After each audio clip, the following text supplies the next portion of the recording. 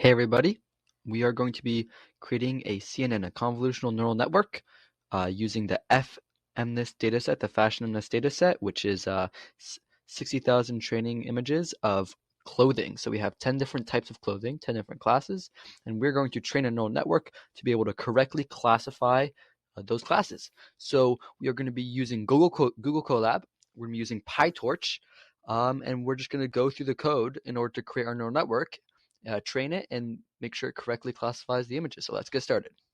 We're just going to start by importing the different things. So these are all our imports. We can run this little block real quick. So first thing we need to do is get the data, right? So we're going to create a variable called train set, and this is what's going to hold all of our training data. And the funny thing is in the Torch Vision class, the FashionMNIST dataset is already actually part of PyTorch. So we can just directly get the FashionMNIST dataset. We need to start with the root. And this is just making sure that we get the data. So first we're going to say train equals true. And this tells them that we're going to be doing the training part, which is the 60,000 images, not the testing, like part of the data. Now we're going to say download equals true, which means if we don't already have the data downloaded, then it wants to download it to disk. And we want to transform the data. We want to transform it to a tensor. And a tensor is just basically an array or collection of the pixel values. So it's numbers that represent the pixel values of all the images. So that's like how our computer can actually interpret the images by looking at the different pixel values.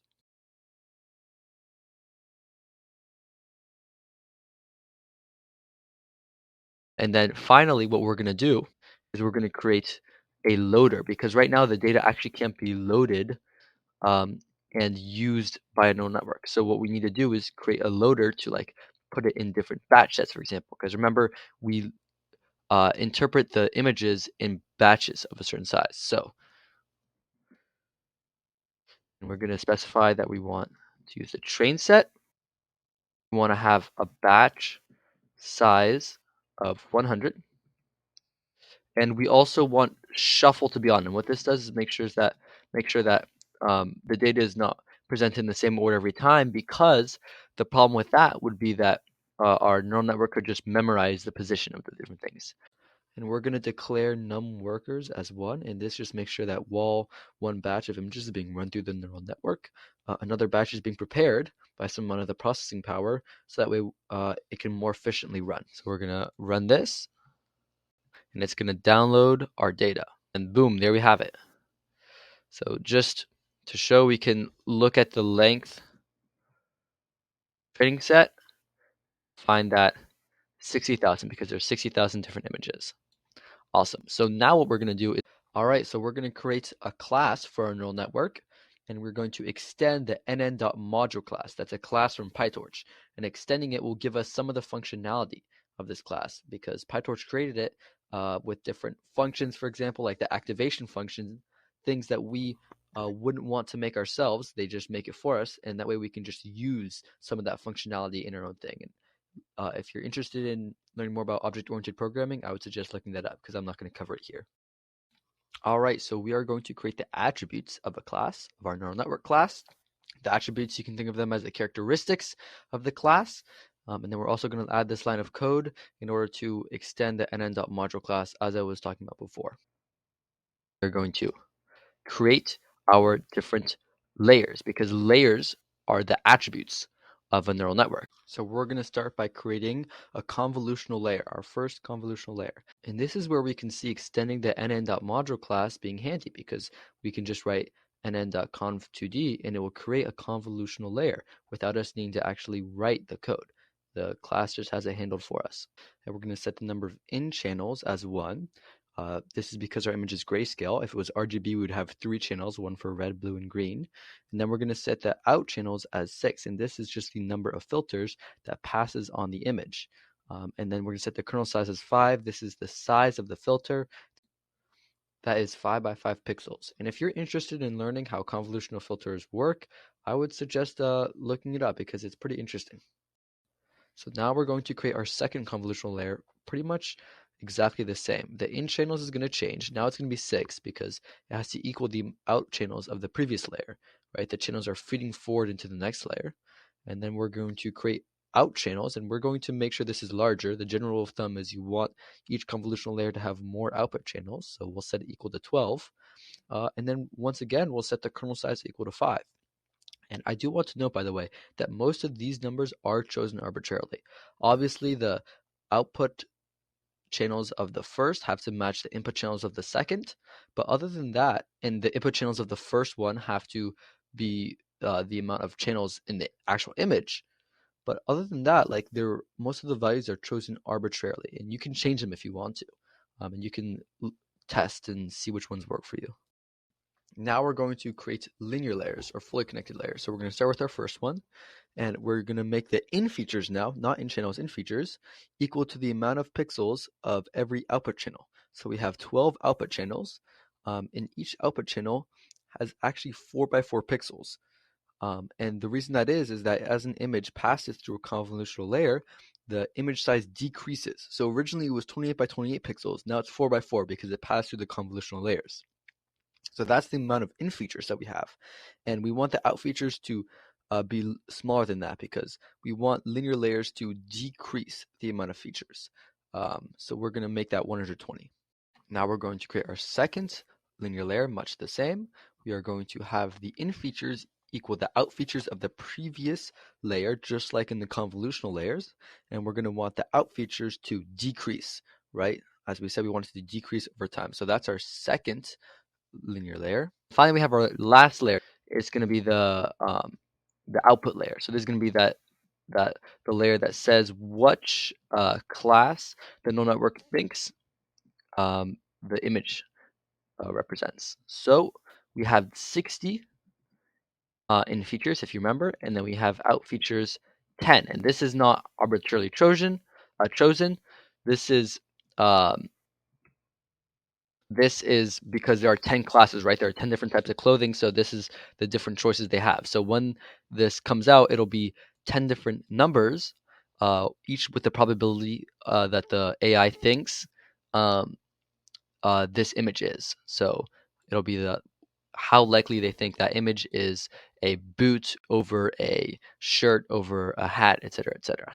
So now we're going to create a method, an implementation of code. And this method is going to allow us to pass images through our layers, right? We created them. Now we need to make a way to pass the images through the layers consecutively. So what we're going to do is we're going to create this new method, and we are going to start with the input layer, just t equals t. This is actually not needed as a line of code because we just assume that it's already happened. We don't actually need to write it, but it's just good to know that technically that is the input layer. Then we're going to do our first convolutional layer, right? So we pass it through the convolutional layer. T here represents the image, by the way. So we're going to pass it through the convolutional layer. And once we get out our 6 different output channels, we're going to pass them through a ReLU activation function. And this simply non-linearizes the data of each pixel. And then finally, we're going to pass it through a max pooling operation, and this decreases the image size. So that's our first layer. And then we're going to continue on to the second layer, and the second layer is going to be much of the same. We're going to pass T, the image or the batch of images, through the convolutional layer, and then we're going to do a ReLU activation function to non-linearize it. And then finally, we're going to do a max pooling operation to decrease it. And it is through these things that the image decreases to 4 by 4.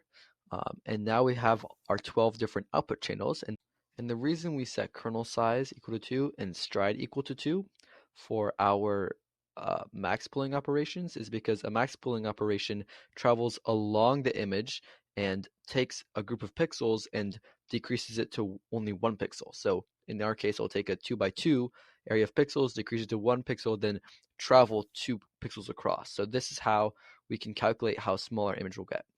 So it'll actually decrease it by half.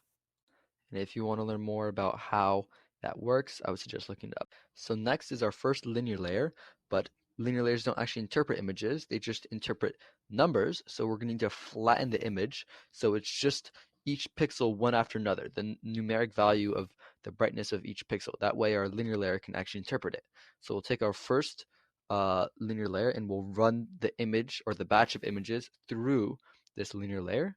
And we're actually still going to do the ReLU activation function to nonlinearize the data because it's still numbers that can be nonlinearized. But we don't need the max pooling operation anymore because um, it's not an image, right? It's not a convolutional layer. So then we can just simply move on straight to the second linear layer from there. And we're going to pass the batch of images through this second linear layer. And we're going to do a ReLU activation function on these numbers. And I say pass the images, but at this point it's not images, it's just the features, right? Because now we're just trying to find the patterns. So it's not really an image anymore. Finally, we have our last layer, our output layer. Self.out. And now we want to return t. So when the forward function is called, t will go through this layer and that layer. It'll be flattened. They'll go through this layer, that layer, and that layer. And at each layer you have going through the layer, you have a activation function. And in the case of the convolutional layers, you have a max pooling operation. So here you can see we have created the class for our neural network. So we can run this. When we create a new code block, how we would use this, and we would create an instance of the class, right? We'd create an object. So we'd do network equals like this. Now we have a variable network, and this network represents a an object of this. It'll have these different uh, layers, but the numbers for the different filters, like the different filters that have numbers that are learnable parameters, you could say, the parameters that our neural network will learn over time are completely randomized. So now we're going to get into creating our training loop. So now that we've created it, the values are completely random. So we need to train our neural network. Remember. So what we're going to do first is we're going to set up something so that way we can calculate the loss. We can do backpropagation, and then we can um, set new values. So you don't have to worry too much about what those words mean. Basically, this is just going to be part um, of how our neural network learns, you could say. So we set the learning rate equal to 0.01, so it'll take the network parameters, and then it will have a learning rate equal to 0.01. So once it figures out what are the new values it needs, it can step in that direction, or it can change its values so it can change the learnable parameters to be more accurate. So now what we're going to do is we're going to start kind of like our training loop, and we're going to set total correct equal to 0 because we want to see what our results are. So we're going to have total correct equal to 0, and then we're going to create 5 epochs. And basically, epoch is the amount of times that we will go through uh, the is the amount of times that we will go through all of the data in the training set. So we're going to go through it 5 times in order to hopefully achieve a pretty good accuracy. So for epoch in range 5, and we're going to reset the total correct equal to 0 because we want to see what the accuracy was for each epoch and have it update each time. Because remember, the accuracy is out of 60,000. We're going to start over again, right? So we have total correct equals 0, and now we're going to go through each batch. Remember, we only look at the images in different batches. So we have the train loader that has the different batches, but now we want to only see one of them at a time. So we're going to loop through each batch at a time. So for the first batch, we're going to get just the next one. So we're going to say next iter train loader. So this means that each time it loops, it'll grab the next batch. And then the batch consists of the image and the label, which is which class it is. So we want to right now it's a tuple, which is like 2 different values in one variable, but we want to kind of unpack it. So we have the image and the label equals batch, or sorry, we want to say, it might be more accurate to say images and labels because there's multiple images and multiple labels per batch, right? So now we're going to run through our images through our network. So we're just going to say preds for predictions equals network images. So what this is doing is it's passing the images to the network, and the network will put it through all of this, or output T, and it'll output the predictions, right? So that's what preds will equal to. Preds will equal the output of T, or the output of the image once it's gone through the entire neural network. So now we want to calculate the loss. So the loss is how bad we did, right? It's a way of calculating, well, how bad of a guess did we make? Because remember, in the beginning, all the learnable parameters are completely randomized. We don't know what's right and what's wrong. We're going to be terrible at it, right? So we take the predictions and the labels. So what we predicted and what was actually right, right? The labels is what was actually right. Oh, sorry, I did not spell this right. I spelled it labs. We want to say labels. Um, we're going to use the cross entropy method for calculating the loss. Okay, now that we have the loss, the reason that we created the optimizer was to perform gradient descent.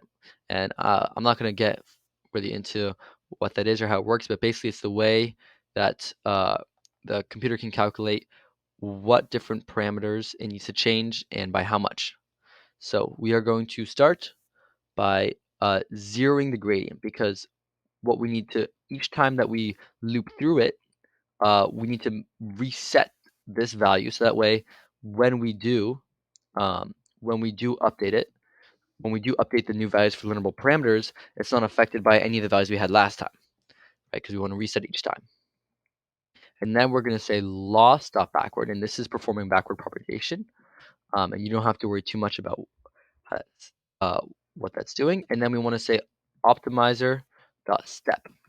And what this is doing is it's calculating. It has the loss for each different parameter, and now it's calculating with the learning rate, with the network parameters, and inside the network parameters is the new values that they want to have updated, and it's going to change the values or step in a direction so that way our neural network hopefully becomes more accurate over time.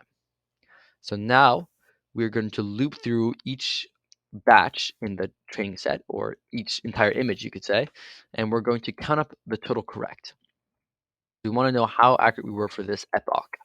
So we're going to say total correct plus equals. Plus equals just means total correct equals total correct plus a value, right? So it's just updating the total correct each time. And we're going to say preds.argmax dimension 1. So the reason we say argmax is because it has a probability. Each time it outputs returns t, it actually is 10 different numbers, and it's the probability that it thinks it's each different class. We want to find the highest max, that's the highest number, argmax, to see which one the network actually thought was the class. And we want to say, does it equal the label, right? And each time it does equal the label, we want to sum it up. So that way we can see for this batch how many times was it correct, right? And then finally, at the end of all of this, we can, sorry, not mean to do that. Okay. And finally, we can count up our total correct. Actually, sorry, this is not indexed correctly. It needs to be in line with that. Exactly. So now let us see our network in action. Oh, looks like I have, I see. I have a little spelling error in here. In channel. There we go. In channels. Let's rerun this. Then let us run this. Another thing. Torch dot. Conv2D. Here we go. I forgot the capital C. A lot of these things are capital sensitive. I forgot the capital C right here. Let's run it. Hopefully it works this time. More. Parametersa. Silly me. I'm sorry. Sorry, guys. You must be slapping your foreheads at different things I'm doing right now. Here we go. Now it's going to go through. So we just finished running it through, and we started on our first epoch of an accuracy of 47,000. So we got 47,000 images out of 60,000 correct. And this slowly increased, but you can see it slowed down, and it kind of peaked out around 52,861. So that would be 52,861 out of 60,000 images done correctly. But there's actually one more thing we can do to increase this accuracy, and this is normalizing the data set. So this is basically a way of just transforming the data so it is standardized, and we are going to do this by finding the mean of all of the pixels in all the data and finding the standard deviation, and then we can do data normalization by doing a finding, I believe it's the z-value, and what we can do is we can do um, the pixel minus the mean over the standard deviation. So first we need to calculate, of course, the mean and the standard deviation. So let's start by saying loader. We want to load all the data, but we want to do it slightly different this time. Except this time we want our batch size to be the length of the entire, right? So now let's say if we just did uh,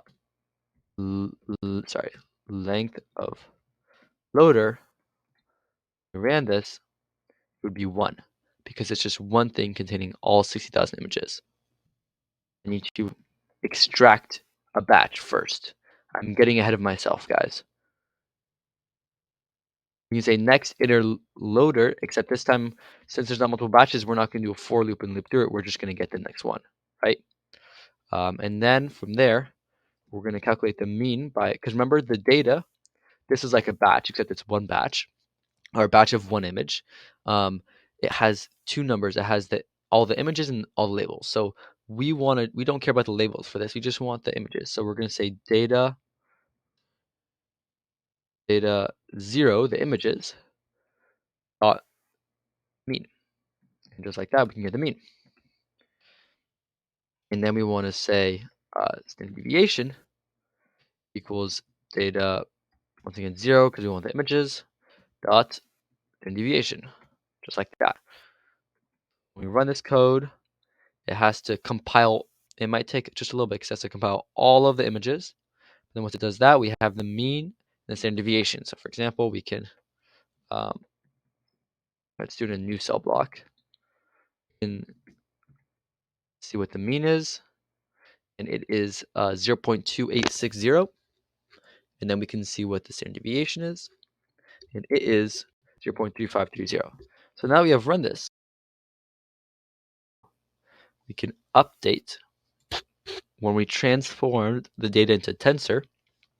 We can also transform it, and we can do this by doing transforms like before, except this time we want to normalize it. And we have the mean because we just calculated it. We have the standard deviation. Like that. Let me do transforms right here. Now normalize, mean, standard deviation.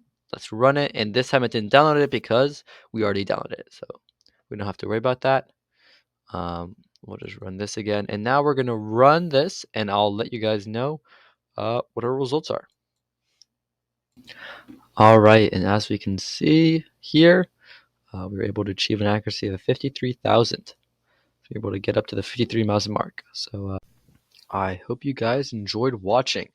And if you were intrigued and interested by writing this little convolutional neural network, I'd recommend learning more about how exactly the different filters work, how the different operations work, understanding it, and trying to create even cooler projects, because computer vision is really an amazing field. It's rapidly growing, and it's really something that to be learned, I believe, in the new world that we find ourselves in. This will be a very powerful tool to know. So I hope you enjoyed this intro to CNNs, and good luck in everything you decide to do in life.